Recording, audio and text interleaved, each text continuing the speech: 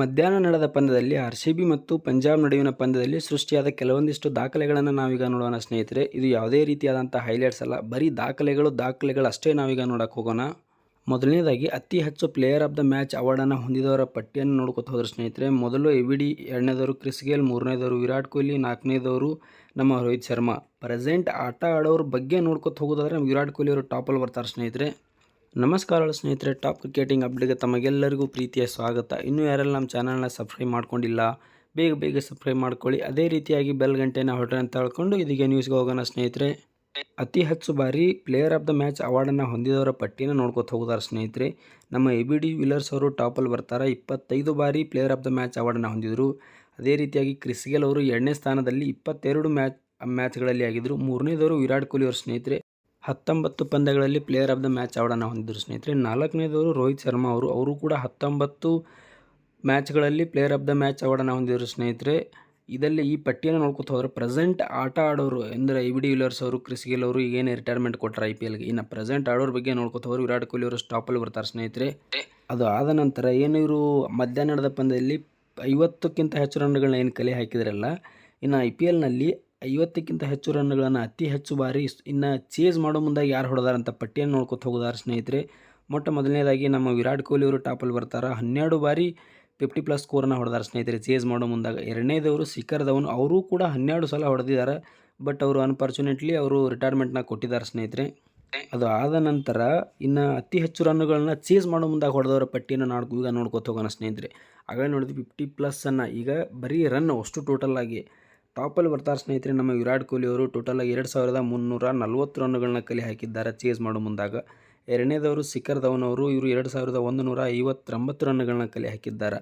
ಮೂರನೇದವರು ಗೌತಮ್ ಗಂಭೀರ್ ಅವರು ಸ್ನೇಹಿತರೆ, ಇವರು 1988 ರನ್ನುಗಳನ್ನ ಕಲೆ ಹಾಕಿದ್ದಾರೆ. ನಾಲ್ಕನೇದವರು ಸುರೇಶ್ ರೈನಾ ಅವರು 1822 ರನ್ನುಗಳನ್ನ ಚೇಸ್ ಮಾಡೋ ಮುಂದಾಗ ಕಲೆ ಹಾಕಿದ್ದಾರೆ ಸ್ನೇಹಿತರೆ.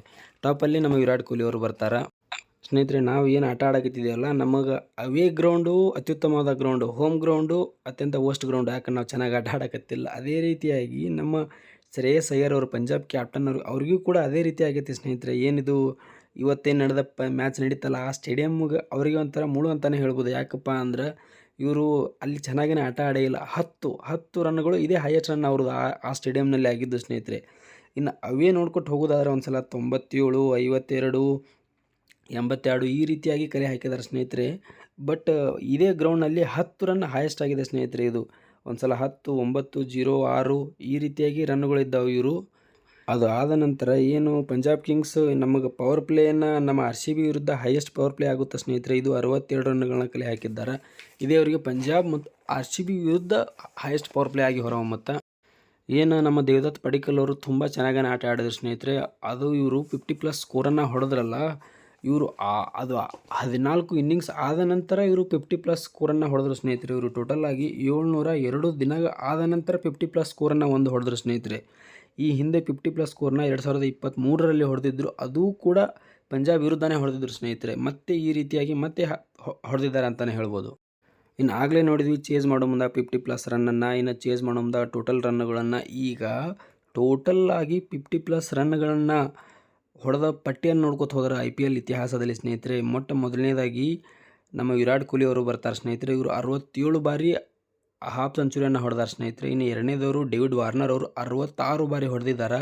ಮೂರನೇದವರು ಶಿಖರ್ ಧವನ್ ಅವರು 53 ಬಾರಿ ಹಾಫ್ ಸೆಂಚುರಿಗಳನ್ನು ಹೊಡೆದು ಮೂರನೇ ಪಟ್ಟಿಯಲ್ಲಿದ್ದಾರೆ ಅಂತ ಹೇಳ್ಬೋದು ಸ್ನೇಹಿತರೆ. ನಾವು ವಿರಾಟ್ ಕೊಹ್ಲಿ ಅವ್ರನ್ನ ರನ್ ಚೇಸಿಂಗ್ ಮಷೀನ್ ಅಂತ ಹೇಳ್ತೀವಿ. ಯಾಕಪ್ಪ ಅಂದರೆ ಸ್ನೇಹಿತರೆ, ಈ ಪಟ್ಟಿಯನ್ನು ನೋಡೋಣ, 2025ರ ಪಟ್ಟಿಯನ್ನು. ಬರೀ ಚೇಸ್ ಮಾಡೋ ಮುಂದಾಗ KKR ವಿರುದ್ಧ ಚೇಸ್ ಮಾಡೋ ಮುಂದಾಗ 59 ರನ್ನು, RR ವಿರುದ್ಧ 62 ರನ್ನು, ಪಂಜಾಬ್ ವಿರುದ್ಧ ಚೇಸ್ ಮಾಡೋ ಮುಂದಾಗ 50.